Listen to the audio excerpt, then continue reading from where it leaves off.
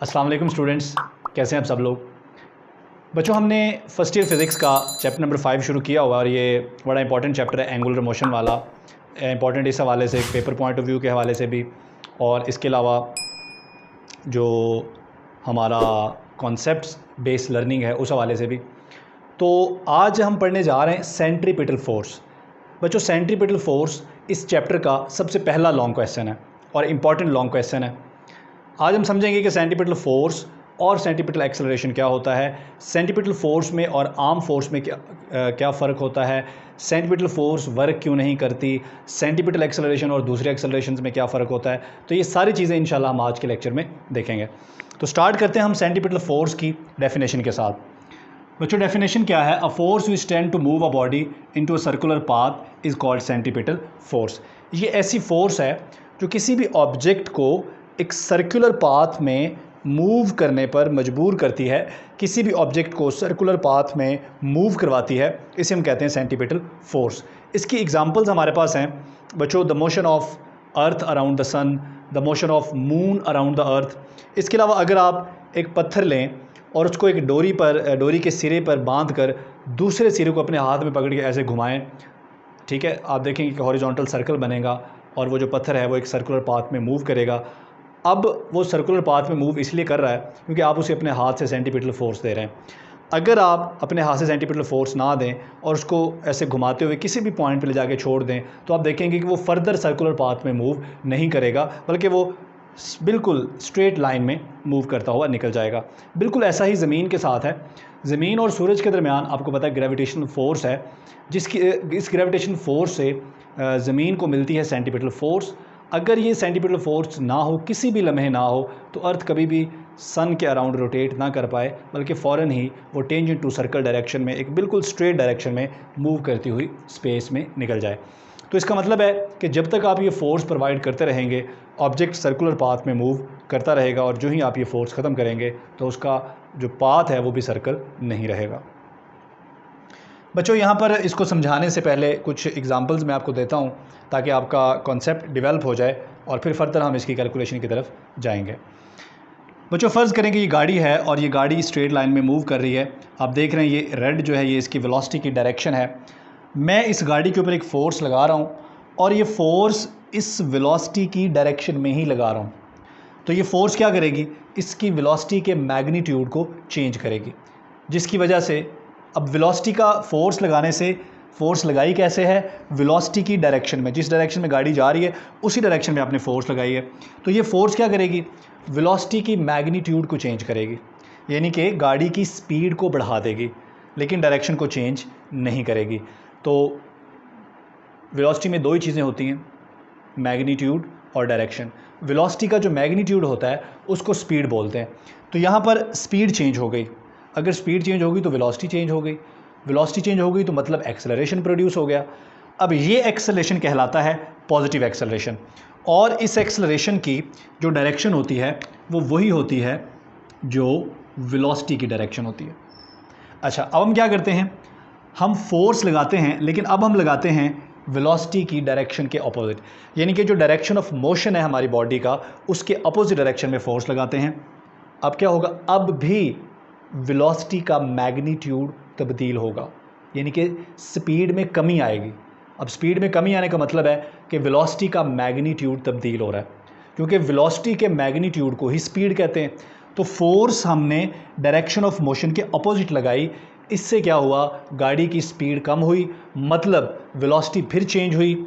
लेकिन अब चूंकि स्पीड कम हुई है, इसलिए अब जो एक्सेलरेशन आएगा, एक्सेलरेशन तो अब भी आएगा, क्योंकि एक्सेलरेशन हमेशा आता है जब भी वेलोसिटी तब्दील होती है। बच्चों, याद रखें वेलोसिटी दो तरह से तब्दील हो सकती है, या तो वेलोसिटी का मैग्नीट्यूड तब्दील हो जाए और या वेलोसिटी की डायरेक्शन तब्दील हो जाए, या दोनों ही तब्दील हो जाए। तो वेलोसिटी के मैग्नीट्यूड को क्या बोलते हैं? स्पीड बोलते हैं। तो यहाँ पर भी वेलोसिटी तब्दील हो रही है क्योंकि स्पीड में कमी आ रही है। तो वेलोसिटी तब्दील होने से क्या आता है? एक्सेलरेशन। तो यहाँ पर भी एक्सेलरेशन आ गया, लेकिन ये एक्सेलरेशन क्या है? ये नेगेटिव एक्सेलरेशन है। नेगेटिव क्यों है? क्योंकि स्पीड में कमी आ रही है। अब एक तीसरी सिचुएशन का हम जायज़ा लेते हैं। तीसरी सिचुएशन जो है, अब हमने कोई गाड़ी नहीं ली, बल्कि मैंने एक फ्री बॉडी डायग्राम यहाँ पर बना दी है। ये देखिए, कोई भी ऑब्जेक्ट है, इसे बोलते हैं फ्री बॉडी डायग्राम। तो ये एक फ्री बॉडी डायग्राम है। अब मैंने क्या किया, ये जो ऑब्जेक्ट है, ये जो बॉडी है, ये इस डायरेक्शन में मूव कर रही है। आप देख रहे हैं ये वेलोसिटी की डायरेक्शन है ब्लू वाली। अब मैंने ये फोर्स ना तो इसकी डायरेक्शन ऑफ मोशन में लगाई है, ना ऑपोजिट लगाई है, बल्कि डायरेक्शन ऑफ मोशन के परपेंडिकुलर लगाई है। तो अगर आप फोर्स डायरेक्शन ऑफ मोशन के परपेंडिकुलर लगाएंगे तो इस फोर्स की वजह से स्पीड में कोई तब्दीली नहीं होगी, यानी कि वेलोसिटी के मैग्नीट्यूड में कोई तब्दीली नहीं होगी, बल्कि वेलोसिटी की जो डायरेक्शन है वो चेंज हो जाएगी। अब क्या करें, आप कॉन्टीन्यूसली ये फोर्स लगाते रहें और हमेशा परपेंडिकुलर, वेलोसिटी के परपेंडिकुलर। ठीक है जी, आप देखेंगे कि अगर मैं ये फोर्स कॉन्टीन्यूसली वेलोसिटी के परपेंडिकुलर लगाता रहूं, ठीक है जी, और आखिर में ये जो पाथ है, इस पाथ को मैं ऐसे ज्वाइन कर लूं, तो आप देखेंगे ये क्या बन जाएगा, ये एक सर्कल बन जाएगा। इसका मतलब है कि सेंटीपिटल फोर्स जो है ये हमेशा डायरेक्शन ऑफ मोशन के परपेंडिकुलर होती है। अगर ये परपेंडिकुलर होगी तो ये पाथ एक सर्कल में कन्वर्ट हो जाएगा। दूसरी चीज़, सेंटीपिटल फोर्स वेलोसिटी के मैग्नीट्यूड को तब्दील नहीं करती, यानी कि स्पीड को तब्दील नहीं करती। किसको तब्दील करती है? सिर्फ डायरेक्शन को।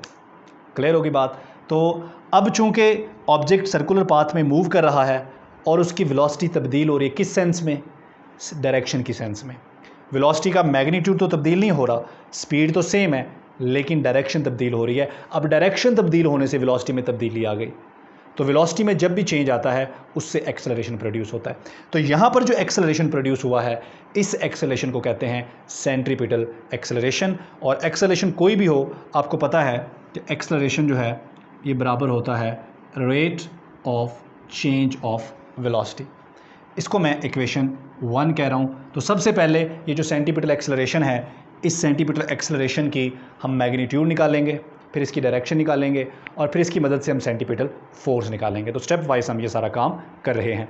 तो सबसे पहले हम निकालते हैं सेंटीपिटल फोर्स की मैग्नीट्यूड। उसके लिए बच्चों आप देख रहे हैं ये हमारे पास वेलोसिटी v1 है और ये वेलोसिटी v2 है। बच्चों एक तीसरा वेक्टर यहाँ पर अगर मैं बना दूँ ऐसे करके, तो ये क्या होगा? Del v, change in velocity. इस पॉइंट पर, इस पॉइंट को कह लें पॉइंट A, इस पॉइंट को कह लें पॉइंट B। बच्चों पॉइंट A पर जो वेलोसिटी की डायरेक्शन थी वो ये थी, पॉइंट B पर वेलोसिटी की डायरेक्शन ये हो गई, इसको हम कह लें v2। तो वेलोसिटी की डायरेक्शन चेंज होने से वेलोसिटी चेंज हो गई। वो जो चेंज आया है वेलोसिटी में उसको हम डेल v से रिप्रेजेंट कर रहे हैं, और इस चेंज की डायरेक्शन v1 के हेड से v2 के हेड की तरफ है। क्लियर होगी बात? ठीक हो गया। अब ज़रा इस v1, v2 और डेल v को मैं यहाँ पर बनाता हूँ और आपको फर्दर जो है इसको समझाते हैं। बच्चों ये देखें, ये v1 है, ऐसे ही मैं यहाँ पर बना देता हूँ, बिल्कुल ऐसे। ये v1 है, ये v1 है जी, ये आपका v1 हो गया।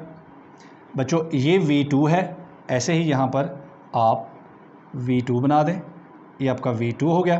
बच्चों अब यहाँ पर मैं क्या करता हूँ, v1 और v2 का तो मुझे पता है, लेकिन मुझे ये कैसे पता चला कि डेल v की डायरेक्शन ये वाली है? तो उसके लिए मैं क्या करता हूँ बच्चों, यहाँ पर मैं खुद से एक वेक्टर बना लेता हूँ, ये देखें, और इस वेक्टर को मैं नाम दे लेता हूँ डेल v। ठीक है, ये जो v2 है ये थोड़ा सा मुझे टेढ़ा नज़र आ रहा है, ठीक है, इसको ज़रा हम दोबारा बना लेते हैं मिटा के। लो जनाब, तो ये हमारा हो गया जी v2। बच्चों ये देखें v1 v2 मौजूद था, मैंने खुद से एक वेक्टर ले लिया डेल v।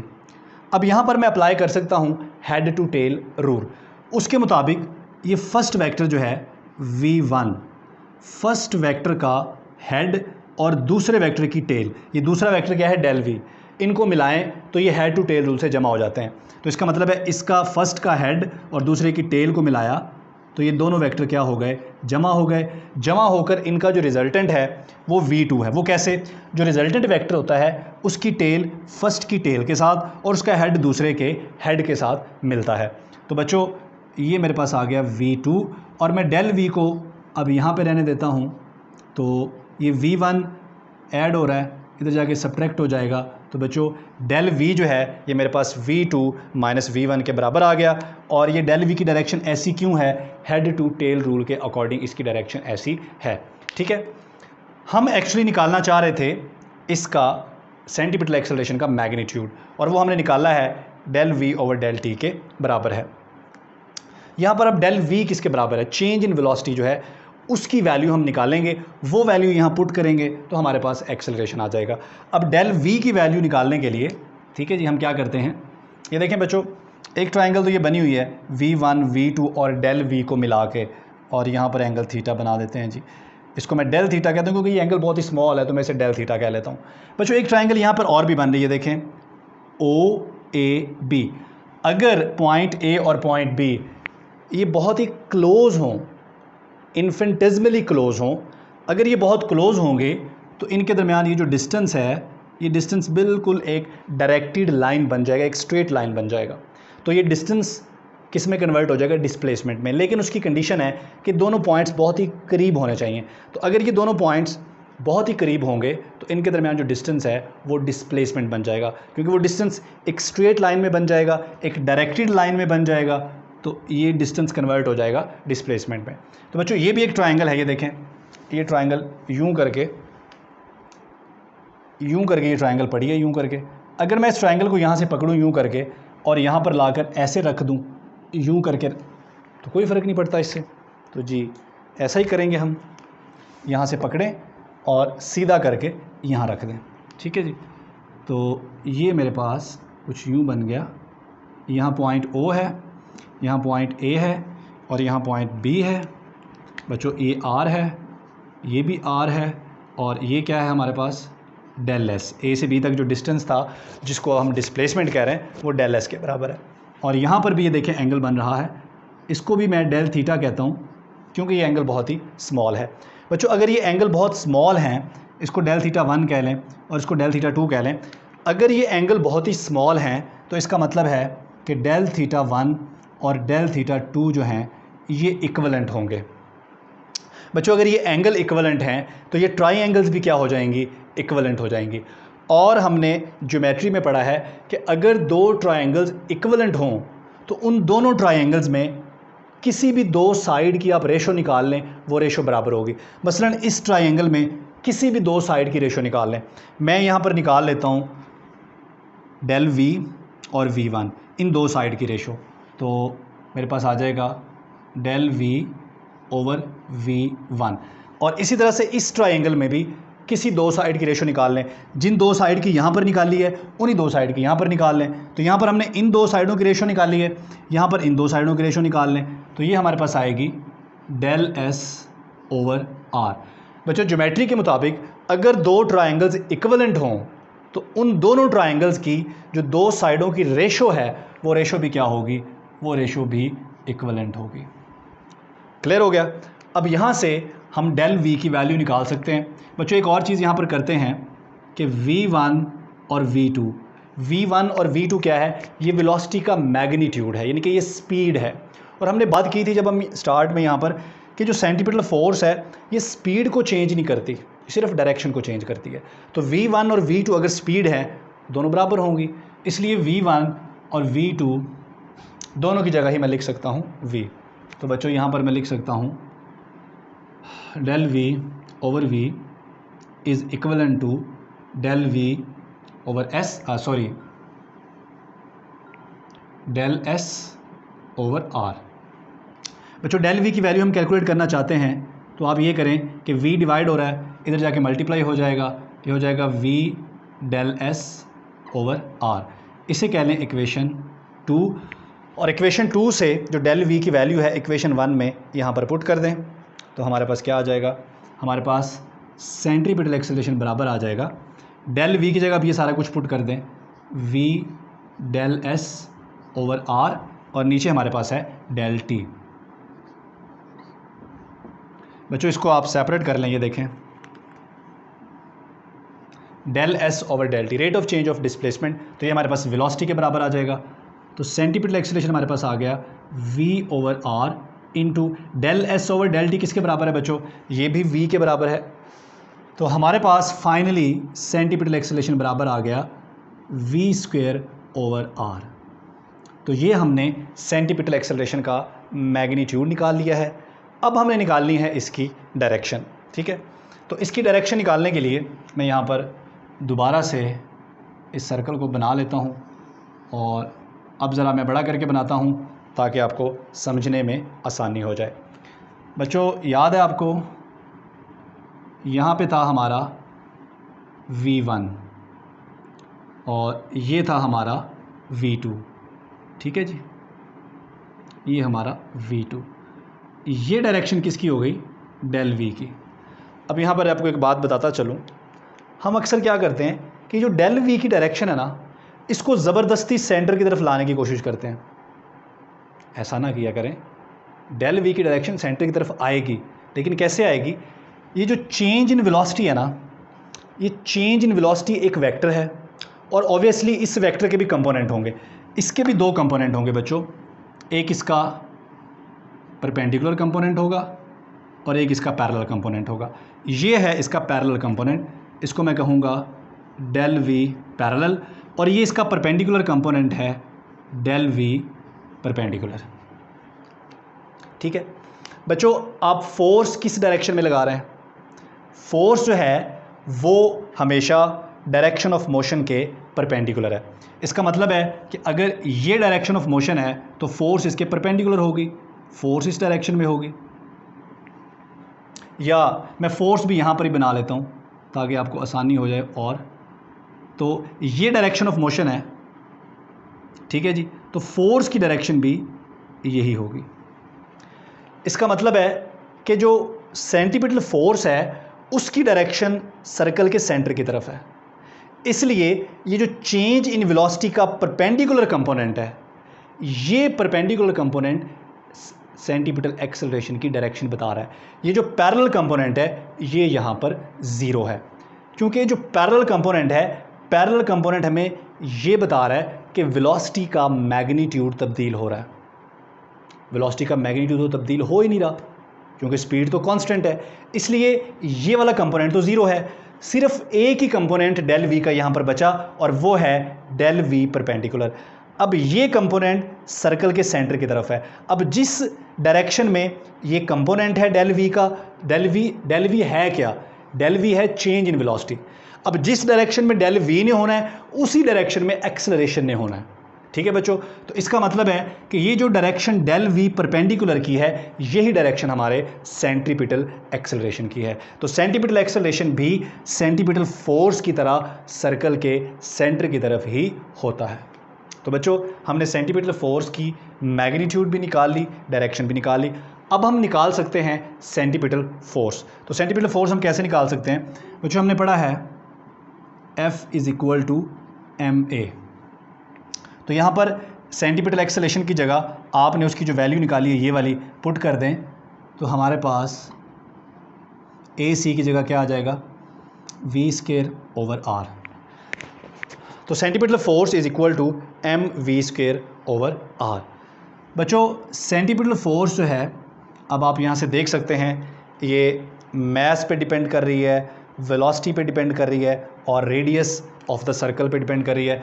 इसका मतलब ये हुआ कि अगर हम मास को और वेलोसिटी को कांस्टेंट रखेंगे तो जितना बड़ा सर्कल होगा, ठीक है, उतने बड़े सर्कल के लिए हमें उतनी कम सेंटीपिटल फोर्स लगानी पड़ेगी। इसका मतलब है कि अगर आपने किसी ऑब्जेक्ट को बड़े सर्कल में घुमाना है आपको कम फोर्स लगानी पड़ेगी, अगर आपने उसको छोटे सर्कल में घुमाना है आपको ज़्यादा फोर्स लगानी पड़ेगी। बच्चों आप ये खुद करके देख सकते हैं। आप एक लंबी सी डोरी लें, उसके एक सिरे पे कोई पत्थर बांध लें, कुछ भी बांध लें, दूसरा सिरा हाथ में पकड़ लें, घुमाएं। पहले आप डोरी की लंबाई ज़्यादा रखें, घुमाएं सर्कल में, आप देखेंगे कि आप आसानी से घुमा सकते हैं। अब आप डोरी की लेंथ कम करते जाएं, जितनी लेंथ कम करते जाएंगे उतनी हर दफ़ा आपको ज़्यादा फोर्स लगानी पड़ेगी। क्लियर हो गया? उसके बाद मैस, अगर आप बाकी सारी चीज़ें कांस्टेंट रखें तो जिस ऑब्जेक्ट का मैस ज़्यादा होगा उसे सर्कुलर पाथ में घुमाने के लिए हमें ज़्यादा फोर्स की ज़रूरत होगी, ठीक है। अच्छा यहाँ पर एक और चीज़ है, सर्कुलर मोशन, जिस तरह पहले लेक्चर में हमने कहा कि सर्कुलर मोशन में और एंगुलर मोशन में फ़र्क है, इसलिए सेंट्रीपिटल एक्सेलरेशन और एंगुलर एक्सेलरेशन और टेंजेंशियल एक्सेलरेशन, ये 3 डिफरेंट एक्सेलरेशन है। ठीक है बच्चों, कौन कौन से एक्सेलरेशन? एक टेंजेंशियल एक्सेलरेशन, एक सेंट्रीपिटल एक्सेलरेशन और एक एंगुलर एक्सेलरेशन। ठीक है, ये वेक्टर थोड़ा सा मुझसे टेढ़ा बन गया जी, इसको ऐसे बनाना चाहिए था एक्चुअली हमें, यूं। बच्चों टेंजेंशियल एक्सेलरेशन क्या है? ये जो डेल वी वेक्टर था ना आपका, दोबारा से ज़रा रिमाइंड करें, ये v1 है, ये v2 है और ये डेल v है। इस डेल v के 2 कंपोनेंट थे, एक पैरेलल कंपोनेंट और एक परपेंडिकुलर कंपोनेंट। ये जो पैरेलल कंपोनेंट है ना, इसे कहते हैं टेंजेंशियल एक्सेलरेशन। इसका जो परपेंडिकुलर कंपोनेंट है इसे कहते हैं सेंट्रीपिटल एक्सेलरेशन। और एंगुलर एक्सेलरेशन इन दोनों एक्सेलरेशन से इंटायरली मुकम्मल तौर पर एक डिफरेंट स्टोरी है। क्लियर हो गया बच्चों? सेंट्रीपिटल फोर्स को हम एंगुलर वेलोसिटी की फॉर्म में भी लिख सकते हैं।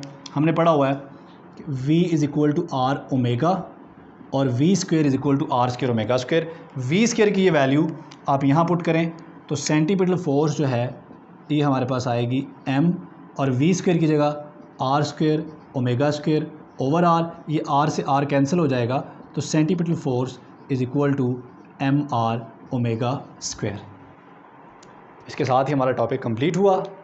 ये लॉन्ग क्वेश्चन है, इसके अलावा इसमें बहुत सारे MCQs भी बनते हैं। हाँ, एंड पे जो मुझे बात भूल रही थी बच्चों, सेंट्रीपिटल फोर्स कोई वर्क नहीं करती, work done by centripetal force is zero. उसकी वजह आपके सामने है। उसकी वजह ये है कि सेंट्रीपिटल फोर्स हमेशा डायरेक्शन ऑफ मोशन के परपेंडिकुलर होती है। देखें, हमारा ऑब्जेक्ट इधर को मूव कर रहा है और सेंट्रीपिटल फोर्स की डायरेक्शन सर्कल की तरफ है। Centripetal force is always perpendicular to the direction of motion. अगर ये परपेंडिकुलर है तो आपको पता है कि वर्क हमारा क्या होता है, एफ डी कॉस थीटा। अगर मैं थीटा को यहाँ पर, क्योंकि एफ और डी परपेंडिकुलर हैं, थीटा को आप 90 पुट करें, कॉस 90 क्या होता है 0, तो वर्क क्या हो जाएगा 0। ये भी एक इम्पॉर्टेंट MCQs है। इसके अलावा सेंट्रीपिटल फोर्स की डायरेक्शन MCQs है।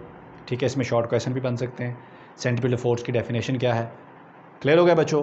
तो आई होप कि आपको बहुत अच्छी तरह से समझ आ गया होगा। अगर फर्दर कोई बात आपको फिर भी समझ नहीं आई तो कमेंट करके आप पूछ सकते हैं। थैंक यू, अल्लाह हाफ़िज़।